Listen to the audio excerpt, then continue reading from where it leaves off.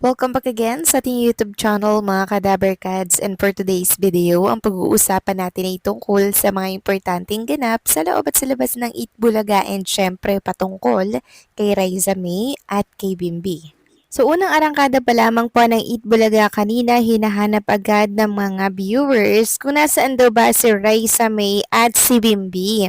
Bakit daw parehas wala ito sa studio po ng Eat Bulaga?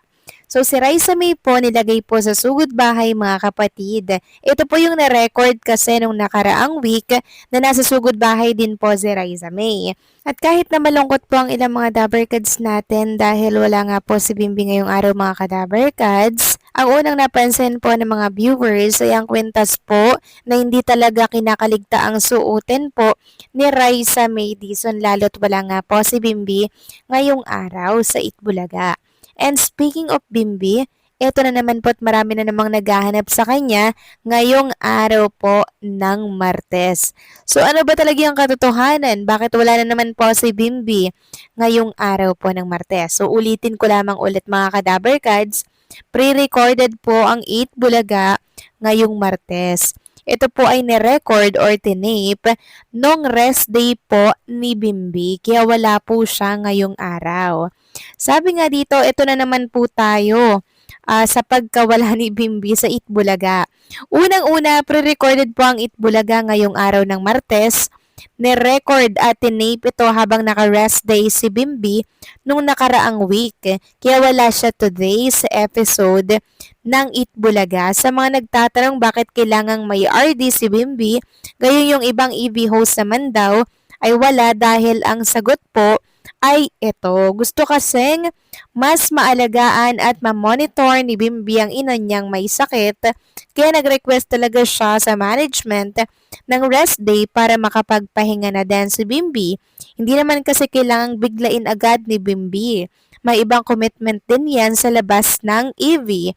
Kaya binibigyang laya talaga ng EV si Bimbi. Kahit naman wala si Bimbi sa EV, andyan naman si Raisa. Laging nagpapasaya sa Itbulaga. Kaya continue supporting EV even though walang Bimbi sa EV dahil the show must go on. Kaya sana malinaw na sa lahat kung bakit paulit-ulit na nawawala si Bimbi sa EV every week. So yan po mga Kadabarkadsa, sana po malinaw na po sa lahat ng Maybe fans at sa mga naghahanap po kay Bimbi ngayong araw po ng Martes. So ulitin ko lang ulit ha, pre-recorded po kasi ang Eat Bulaga mga Kadabarkads at bukas, malay nyo, present na po ulit sa live ng EV si Bimbi. At every time po na wala si Bimbi sa Itbulaga mga Kadabarkads, alam naman natin na hindi nakakaligta ang kamustahin ni Bimbi si Raisa May. Sa pamagitan po ng pagbibideo call nila sa isa't isa, yun nga lang hindi po natin ito nakikita sa harap ng camera dahil ang totoong kilig nasa off-cam talaga mga Kadabarkads. At eto nga po, may lumabas na picture sa mundo po ng social media na kung saan may hawak po na bouquet of flower or white roses. Si Raisa May Dizon habang katabi nga po itong si Bimbi. Backstage po ito nangyari mga Kadabarkads. Tingnan nyo naman po ito. So parang hindi naman ito edited. Parang totoong picture ito na ngayon ko lang din po nakita.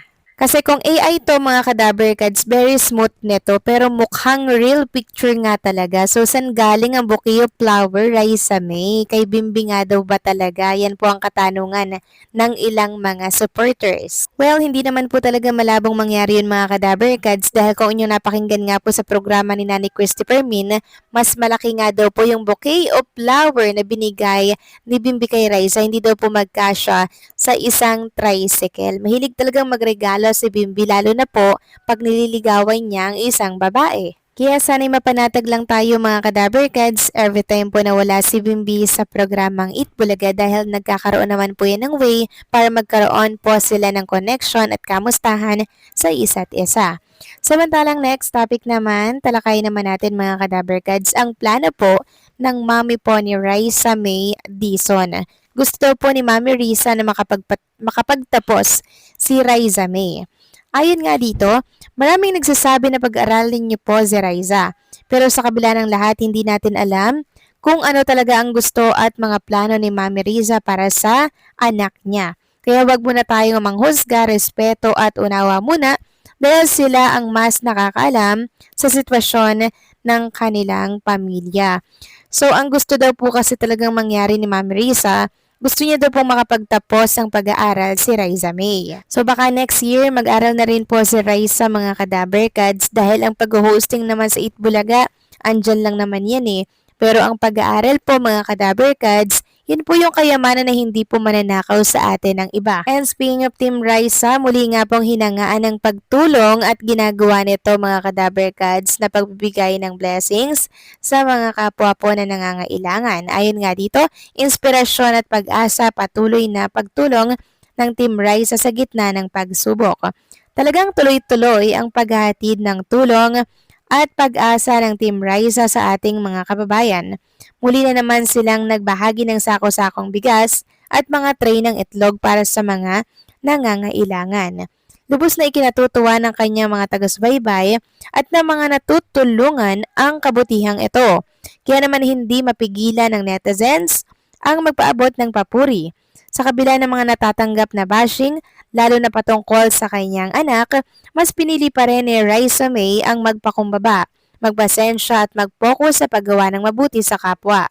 Ang kanyang kabutihang loob at matatag na puso ay tunay na kahanga-hanga at nagsisilbing inspirasyon sa marami. At dahil nga po sa halos araw-araw mga kadaberkads na pagtulong na ginagawa po ng Team Raisa, meron po tayong nabasa ang komento na ganito.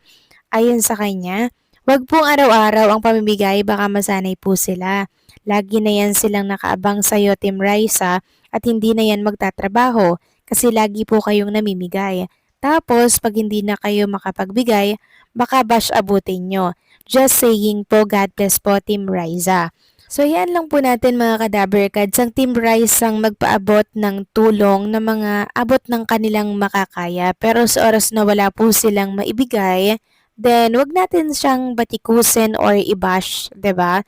Kasi talagang itong binibigay at ginagawa niya po, bukal po ito sa kanyang puso at sa kanyang loob mga kadaberkads. Kaya kung dumating man po ang pagkakataong yun, sana ay wag natin siyang batikusin bagkus magpasalamat pa din dahil naging inspirasyon po talaga ang Team Raisa sa marami, lalo na po sa mga katulad niya pong vlogger na nainganyo at nahihikayat din pong tumulong at magbahagi po ng blessings sa mga kapuspalad na nangangailangan. Hindi rin naman po sa isang lugar lang namimigay ang Team Raisa kundi sa iba't ibang panig po ito ng kamay nilaan na kung saan meron po mga taong nangangailangan sa kalye na talaga naman pong kitang-kita po mga kadaberkads ang kanilang kahirapan. Kaya ko do sa Team Raisa na lagi pong bukas palad na tumutulong sa nangangailangan.